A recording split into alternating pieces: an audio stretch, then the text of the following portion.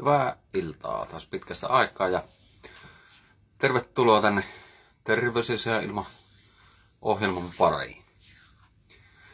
Joo, tänään oli tarkoitus puhua vähän HSP-perheen proteiinista ja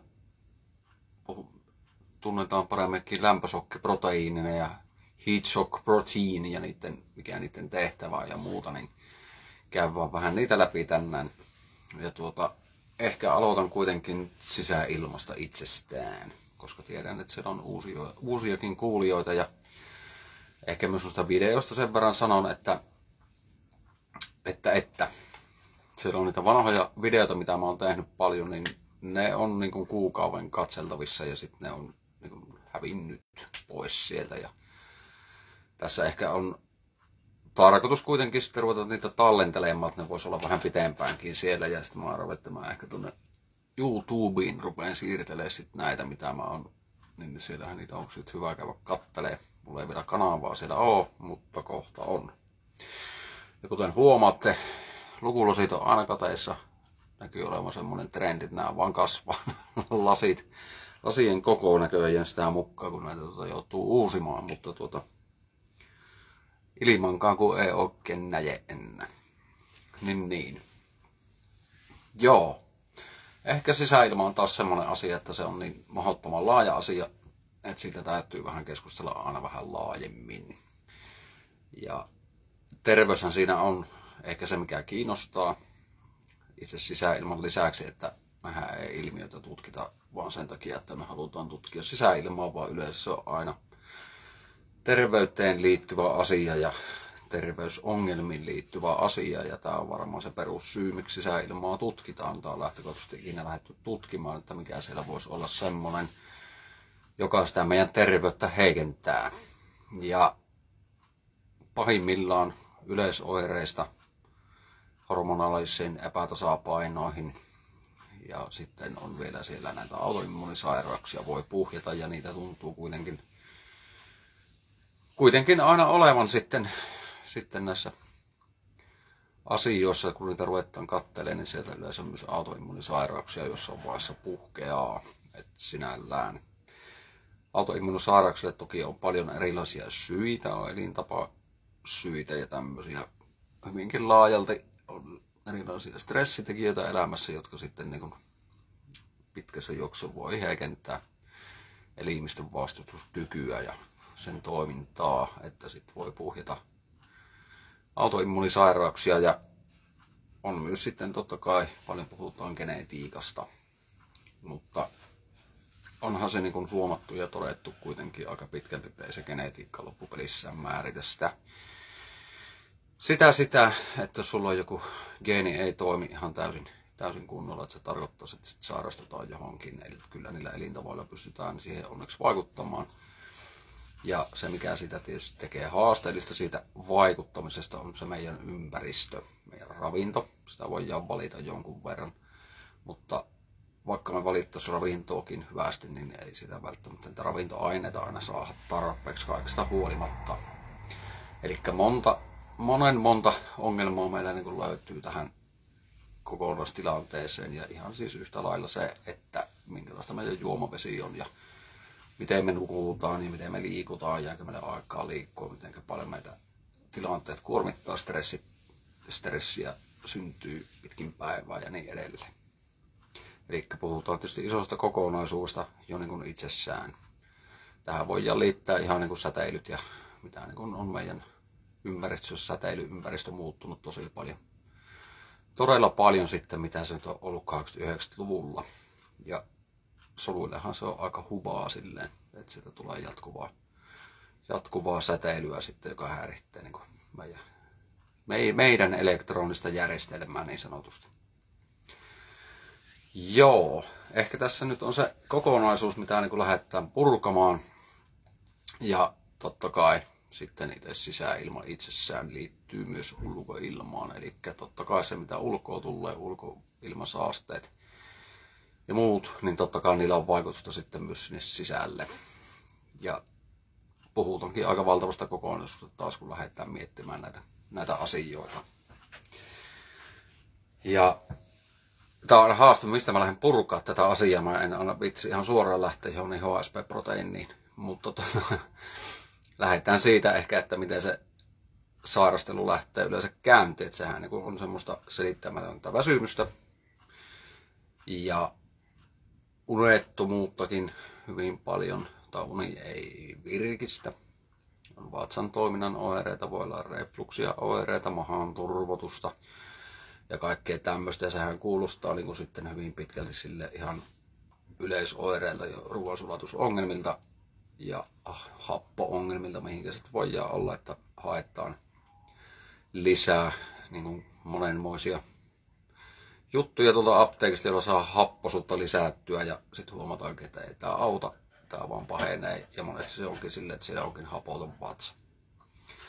Joo, ja tulehukselliset asiat sitten on tietysti asia erikseen pitkittyneet tulehukset, korvatulehukset, keuhkoputken tulehukset, silmätulehukset, iho voi huonosti, paino ei laske tai sitä kertyy, rasva-aineenvaihdunta on vähän sekaisin, on vähän kilpirauhasen vajaa toimintaa ja monenmoista, rauta-arvot on allalla ja se hyvin monella eri tavalla sitten ilmenee se asia, että kun niitä ruvetaan niitä vaikka peruslabrojakin kahtelemaan, niin siellä voi olla tiettyjä aneemian oireita, vaikka ei selvää syytä sille löydykään. Joo, ja siellä voi olla sitten pikkuhiljaa ruveta näkymään niin kuin maksa-arvoissa ja tämmöissäkin sille, että on pikkusen koholle, siellä on matala-asteista tulehusta koko ajan siellä elimistössä.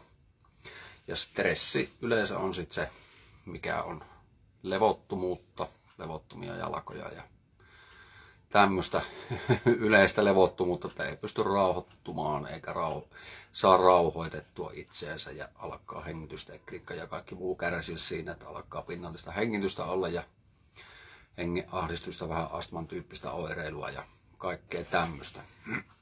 Jopa näköhäiriöitä ja tinnitusta, eli keskushermosto-oireita ilmenee sitten aika paljon erilaisia nykinöitä, värinöitä, mitä niitä voi ollakaan, ja kuulon alenemaa ja monenmoista, eli tinnitus on yksi semmoinen aika hyvä, että voi tinnittää korvat aika kivasti ja semmoista tunnottomuutta, eli ihokosketus, ihotunnottomuus on yksi semmoinen puutumisia, kaikkea mahdollista, asentohuimausta, sehän on aivan loputolla ja oireita.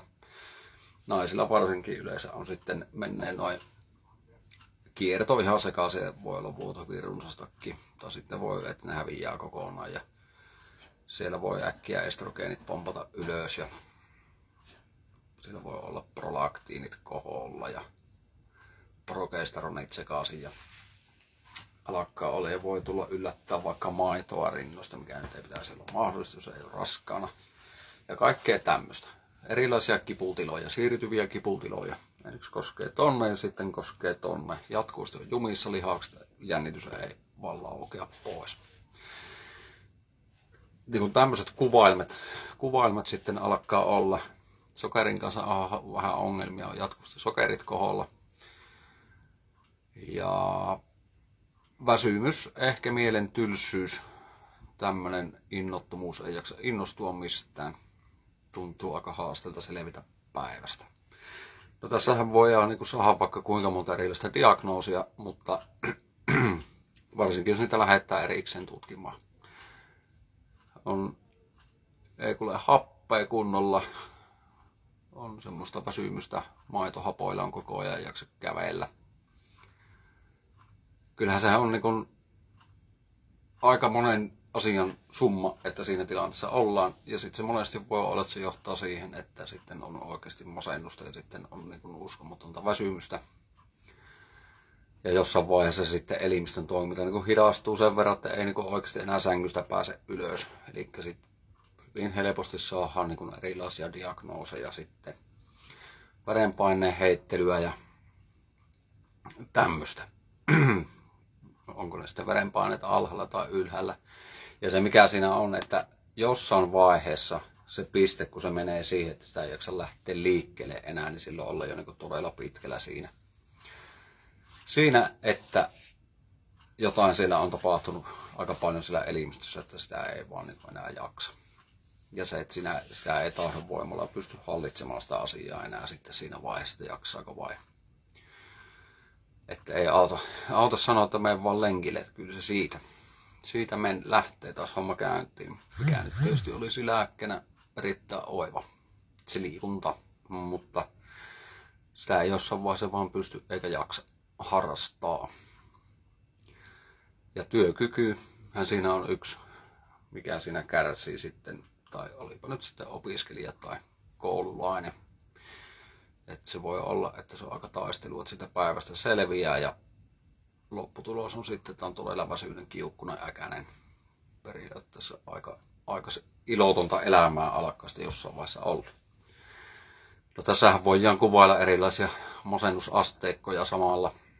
Ja se ei hirveän kaukana siitä totuudesta ole, että näinhän se vaan on. Että meillä alkaa olla niin monen tyyppistä ongelmaa. Mutta tämä on ehkä semmoinen kaari, mitä siinä tapahtuu. Että se ei tapahdu hetkessä, vaan se on pitkän ajan juttu. Yleensä ihan johtaa lapsuuteen asti sitten ne jäljet, että mistä mitäkin tapahtuu. Ja erilaisina käytöshäiriöinä esimerkiksi lapsilla ilmenee aika selkeästi aika paljon erityyppistä ADHD-tyyppistä oireilua, ja tästä mä oon paljon puhunut siitä, että siellä on myös tämän tyyppistä. Voi olla sitten sen jaksamisen kanssa aika ongelmia keskittymisen kanssa. Ja yleensä koulun jälkeen se on se pahin rytäkkö, kun hakkee koulusta lapset, niin se tahtoo olla aikamoista repuviskelyä, ei jaksa tehdä läksyjä, ei tehdä tätä, on päänsärkyä. Ja huonovointisuutta mahaan koskee ja ei ole niin jaksamista sen suhteen. Puhettakaan, että jos lähtee johonkin niin liikuntaharrastukseen vielä illalla sitten lapsi menemään tai että aikuinen jaksaisi lähteä viemään tai kaupassa käymään. Että onhan nämä aika kurjia ja hurjia juttuja, mihinkä se sitten voi niin oikeasti johtaa. Että pahimmillaan se vie sinne ulkoilmaan sitten, kun ei voi missään olla eikä asua. Ja se, mikä tästä tekee monimutkaista, on juuri tämä, että kun se vaikuttaa sitten niin moneen asiaan. Mulla on erilaisia osia ollut tässä, missä on käyty liuottimia läpi ja niin hometoksiinien vaikutuksia. Ja no säteilyä en hirveästi ole käynyt läpi, mutta se kuuluu ihan yhtä lailla tähän listaan, että kun ollaan niin sit siellä altistumisen ja herkistymisen ääripäässä, niin sitten alkaa siis sähkömagneettinen säteily vaikuttaa aina, mutta siinä vaiheessa se vaikuttaa toki paljon voimakkaammin vielä sitten. Kyllä siinä niin aikamoisia juttuja tapahtuu ja ehkä siinä on tietyssä vaiheessa, kun me ollaan sitten tässä pisteessä, niin se on aika vaikea lähteä purkamaan sitten se syyni. Eli vaikka otettaisiin hirmulla ja laproja aina, niin siitä saadaan niin tiettyyn suuntaan mennä nyt vaikka kurkkunenä korva erikoislääkärillä, käy vain gynekologilla ja tehdään niin kuin asioita, käy vain neurologilla ja siellä voi olla niin kuin diabetes-tyyppistä oireilua, ja sitten käy vähän sisätautilääkärillä ja siis käy vaan kaikki niin kuin periaatteessa erikoisalat läpi ja jokaista saadaan jotain sinne päin. Et se on, niin kuin, on niveltulehusta, mutta ei saada mitään nivelreumaa sieltä kaivettua esiin tai astman tyyppisiä oireita, mutta ei varsinaista astmaa. Ja tämä on aika yleistä. Ja sitten se yleensä perussyy jää selvittämättä, että mistä tämä johtuu. Ja se on vaikea lähteä purkamaan esimerkiksi aina yksi spesialisti kerrallaan, että mikä siellä on, koska se oirekuva on niin laaja. Ja väistämättä jossain vaiheessa aletaan miettiä, että onkohan sulla nyt niin kuin masennusta. Ja tämä on ehkä se käännekohta yleensä siinä sitten, kun niin kuin vastareaktio nousee, koska kyllä yleensä ihmiset tietää, että nyt on jotain muutakin taustalla, että on sisäilmaongelmaa töissä ja siellä ja täällä. Ja tämähän niin kuin, ei varsin helpota sitä tilannetta, eikä varsinkaan sitä kokemaa stressiä, jos sitä niin alettaa ensisijaisesti epäilemään, että onkohan tässä nyt jotain muuta, voiko sisäilmalle olla jotain tekemistä asian kanssa. Ja se on aina niin kuin, se kokemus sisäilmasta on sen historian muokkaama kokemus, eli toisille se ei vaikuta niiden historian takia, ne ei ole altistunut niin paljon, toiset altistuu enemmän, on enemmän stressiä elimistössä tai kokevat enemmän stressiä. Eli tämäkin on vähän semmoinen, että on eri lailla asioihin suhtautuvia ihmiset on herkempiä stressaamaan, vaikka ei tietoisesti olekaan, niin keho stressaa enemmän. Ja autonominen hermosto on vähän semmoinen, että se on hyvin herkkä sitten reagoimaan kaikkea ylimääräiseen sillä ympäristössä sitten, kun ollaan tietyssä vaiheessa. Ja systeemisestä kaatumisesta on paljon puhunut, eli kun yksi osa vie toista kumoon, niin kohta se kaatuu kuin domino. Eli sillä tavalla ne yleensä ne systeemit siellä rupeaa menemään pieleen. Ne on kuitenkin täysin riippuvaisia toisistaan siellä elimistössä ja sitten sen takia se onkin se oirekuva niin hurjan laaja ja labrat voi olla hyvinkin niin kuin vinossa. Toki niitä ei suomalaisessa terveydenhuollossa ehkä hirveästi mittailla. Meillä kaiken maailman mittausmenetelmät on, mutta eihän niitä mitata. Se siinä ehkä on se, että yksi osa, miksi sitä ei niin kuin on haastava selvittää sitä asiaa myös, että mistä niin kuin kaikki johtuu. Että siellä voi yksi asia näkyä ja sitten lähdetään sitä korjaamaan, mutta se ei välttämättä korjaanut, koska siellä on joku edellinen systeemi ei toimi kunnolla, niin silloinhan se ei myöskään se kyseinen systeemi toimi, mitä lähdetään korjaamaan. Ja tämä ehkä siinä onkin pirullisinta tässä sisäilmassa, että kun siellä on niin paljon erilaisia kemikaaleja, miten ne vaikuttaa elimistöön, miten toksinit vaikuttaa solutasolla ja miten kemikaalit vaikuttaa solutasolla ja niillä on erilaisia vaikutusmekanismia, mutta se yhtäläisyysmerkki siellä kuitenkin on, että kuinka ne sitten lähtee siitä kokonaisuutena vaikuttamaan. Eli kyllä siinä isosta ympyrästä puhutaan ja iso ympyrä se on myös niin kuin lähteä sitä elimistöä korjaamaan, kun siihen vielä otetaan se työpaikka, oma koti.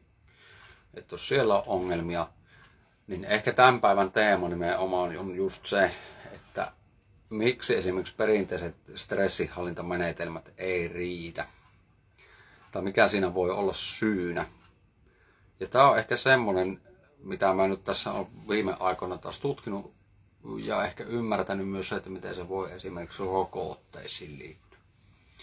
Puhuttu paljon rokotehaittoista ja mä en niistä hirveästi ole puhunut, vaikkakin olen siihen perehtynyt siihenkin puoleen. Ja aika paljon on niin kuin rokotehaitta asiakkaitakin ollut tässä, jolla on sitten ollut vähän niin kuin, että se oirekuva on hyvinkin pitkälti samantyyppinen, koska vaikutusmekanismikin on hyvin sama. Siinähän se solukalvo voi vaikuttaa ihan yhtä lailla. Ja se, että mitä siellä tapahtuu, niin siellä tapahtuu ihan järkyttävän paljon asioita. Oli se sitten ravintoainepuutokset ja se on aika yleinen. Tai ne ei imeydy. Ja sitä kautta myös sitten tämä kehon oma korjausmekanismi ei välttämättä aina pysty korjaamaan sitä kertyvää stressiä sieltä. Vaikka niin kuin paljon otettaisiin asioita ja yritetään korjata sitä, mutta siellä voi olla sitten tekijöitä, minkä takia ne ei imeydy tai ne määrät on sitten niin pieniä. Yleensähän se on sitä, että sieltä puuttuu tiettyjä ainesosia elimistöstä, että se pystyisi rakentamaan niitä palikoita. Ja nyt itse asiassa tässä tullaan vähän siihen, että vaikka niitä palikoita olisikin, niin minkä takia se elimistö ei välttämättä pystykään korjaantumaan. Ja syytä ja seurata on joskus vähän mahdoton niin kuin sanoa suoraan, mutta olen paljon puhunut esimerkiksi erittäin yleistä, niin on niin kuin endometrioosi. Ja sehän on todella ikävä niin kuin ongelma, kuka siitä sitten kärsiikään. Ja se, että se on yllättävän yleistä niin kuin sisäilma-altistuksissa, kun ne jatkuu pitkään. Ja mä oon puhunut myös siitä, että kuinka proteiinien laskostuminen jossain vaiheessa niin kuin alkaa mennä pieleen. Eli siis meidän uusien proteiinien muodostuminen sekä niin kuin denaturoitujen solujen niin kuin tavallaan uudelleen käyttö tai niiden poistaminen, eli puhutaan sitä apoptoosista, soluohjatusta solukuolemasta ja tuumorinekroositekijöistä, sytokiineistä, tavallaan kaikki, jotka on niin niitä stressitekijöitä. Ja sehän me jo tiedäänkin, kun ollaan aikaisemmin puhuttu näissä, että miten esimerkiksi tuumorinekroositekijä ja sytokiinin myrskyä, eli siellä on niin kuin paljon tämmöisiä stressivasteita liikenteessä siellä elimistössä, kun me altistutaan. Ja nämä on itse asiassa ne tekijät, jotka pitäisi meidän immunipuolustusta niin kuin tehostaa. Ja sitten semmoinen ilmiö on kuitenkin tässä, että kun me ollaan pitkään altistuttu, jos me vaikka asutaan hometalossa, niin tietyssä vaiheessa tulee piste, kun sä et sairastu. Ja tämä on niin kuin se kummallinen juttu, että miten se on mahdollista, että meidän immuniteetti ei niin kuin reagoikaan enää sitten. Niin tämä on nyt ehkä se, missä niin kuin se yhtäläisyys, kun mä puhun esimerkiksi endometrioosista, mä puhun hormoneista, puhun niin kuin estrogeenista, progesteronikapista, kun se on liian iso, näin, niin silloinhan meillä on jo alttiutta sille, että siellä voi, tai esimerkiksi se altistaa sille, että siellä voi lähteä proteiinin kasautuminen niin kuin endometrioosia käyntiin, että mistä se johtuu, esimerkiksi näin. Ja nyt me päästään ehkä sinne juttu, että mikä siellä on, että kun ulkoinen stressi, lämpötilan nousu, UV-säteily, kaikki tämähän pitäisi meidän lämpösokkiproteiinia aktivoida nimenomaan. Ja tämä on se suojaava tekijä siellä. Nämä on ne ohjurit, jotka ohjaa niitä meidän proteiinien laskustumista, eli ne muodostuu oikein. Ja sitten, että siellä sitten kuljettimet vie ne oikeisiin paikkoihin. Mutta kun tämä alkaa mennä sekaisin, silloin meillä alkaa niin kuin tapahtua sillä, että meidän proteiinin laskustuminen menee pieleen. Ja se onkin nimenomaan se reitti siihen, että minkä takia sieltä saattaa näitä erilaisia autoimmuunijärjestelmiä ruveta menemään sekaisin. Ja miksi esimerkiksi tiettyjä autoimmuunisairauksia, eli HSP, nämä perhe esimerkiksi ohjaa suoraan progesteronia reseptoreita. Ja nämä on niin kuin mielenkiintoisia, että sitten kun me ruvetaan tarkemmin tutkimaan, miten meidän esimerkiksi HPA-akseli, eli hypotalamus-aivoylisäke lisää munuaisen ohjausta toimittaa sitten myös niin kuin välittäjäaineiden lisäksi myös nämä stressiproteiinit tai HSP, lämpösokkiproteiinit, jos ne ei toimikaan, niin nekin pistää aika hyvästi meidän munuaisakselin toiminnan sekaisin. Ja tästä on tosi paljon puhunut myös siitä, että mitä se niin tarkoittaa. Niin sehän tarkoittaa myös sitä, että stressi luo kaliumionin virtaa koko ajan. Liika glutamaatti nostaa kaliumionin virtaa. Ja tämmöinen on erittäin tuhoisaa solulle, koska sitten se ottaa glukoosia. Eli kun meillä on sokerin kanssa valtavia ongelmia, niin sitten meillä onkin semmoinen ketjureaktio, missä tämä niin kuin toistuu ja toistuu ja toistuu. Eli stressi luo stressiä. Ja sitten jos meidän lämpösokkiproteiinit ei aktivoidukaan puolustamaan, tai kyllä ne niin kuin aktivoitus, mutta sisäilman toksiinit esimerkiksi estää lämpösokkiproteiinien toimintaa. Ja tämä on niin kuin mielenkiintoinen juttu, koska sitten jos se perhe ei täysin toimi, niin silloin meillä alkaa oikeasti immuniteetin kanssa olla ongelmia. Ja oikeastaan ihan kaiken kanssa. Ne on aika perustavanlaatuisia asioita, mitkä siellä pitäisi toimia. Tätä mä oon kanssa miettinyt pitkään, että minkä takia, koska sitten näillä on myös tekemistä niin kuin, meidän välittäjäaineiden kanssa ja niiden toiminnan kanssa. Toki siellä on monta sehän siinä on se ajatus, että siellä on niin monta sotkevaa tekijää tavallaan, kun ne menee sekaisin ne tasot siellä elimistössä.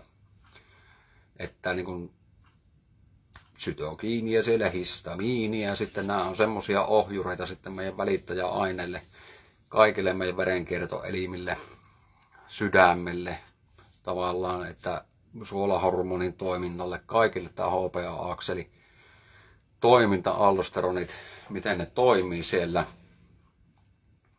Ja myös niin kuin ihan meidän ihon esimerkiksi tämmöinen on niin kuin aika mielenkiintoinen ilmiö, että jos me tiedetään, että HSP-proteiinit niin kuin esimerkiksi aktivoituu UV-valosta, miksi sitten hyvin moni sisäilmasta altistunut palaa? Eikö ne suojaakaan, eikö ne toimikaan? Ja näin edelleen ja niin edelleen. Aina voi kysyä, että minkä takia tietyt asiat toistuu. tietyllä altisteryhmällä. Jos puhutaan vaikka hometaloista, missä ihmiset asuu, niin niillä on tietyllä tavalla samantyyppinen oirekuva. Siellä tietysti pieniä eroavuuksia on sille, millä kaikille on altistunut, mitä altisteita on. Mutta kuitenkin se kokonaisuus näyttää hyvinkin samalta. Ainakin minun silmin, koska mä käsittelen paljon sitä oirekuvaa per asiakas, minkälaisissa taloissa he asuvat, mitä altisteita siellä on. Niin kyllä tavallaan se näkee sieltä, että oirekuvan perusteella pystyy sanomaan, että mitä altisteita sillä kodissa on, koska ne on tietyn tyyppisenä erittyy, niin kuin omissa ryhmissään pystyy ajattelemaan, että mitä mikäkin tuottaa, ja se on aika toistuvaa. Ja niin. Nämä on mielenkiintoisia juttuja, koska niissä on niin kuin, mitenkä esimerkiksi niin se sokeriaineen vaihdunta tuntuu, että niin kuin sokeri nousee, niin silloin siellä jotain tapahtuu. Siihenhän liittyy ihan yhtä lailla, onko jodia, onko rautaa, miten rasva-aineen vaihdunta toimii, vaikka se tuntuu, että miten se nyt liittyy sokeriaineen vaihduntaan, mutta kyllä vaan maksamunuosakselin kautta niin kuin kaikki liittyy toisensa.